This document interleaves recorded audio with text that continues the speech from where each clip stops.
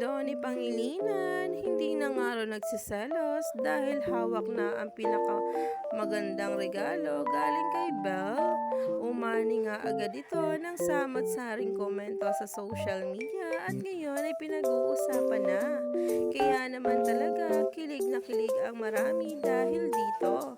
Kaya naman sabay-sabay nating tingnan ang nasabing post patungkol kay Donnie at Belle ngayon sa social media.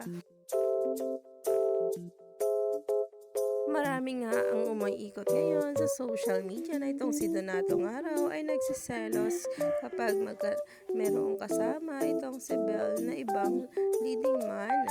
Umani nga agad ito ng samot-saring komento dahil diretsahang ang sinagot ni Donato ito kung saan sabi pa nga niya sa interview hindi na nga raw dapat magselos dahil talaga nga namang sila na ni Belle at naangkin na nga raw na tuluyan.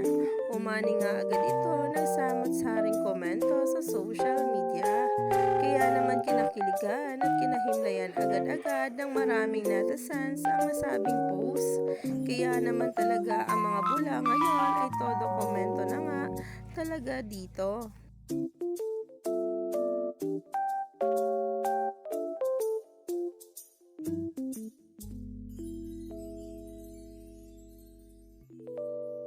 Kaya naman, stay tuned lang tayo at wag nang magpahuli pa sa bawat paayuda dahil araw-araw nga talaga merong napopost tungkol nga sa dalawa na kinakikiligan.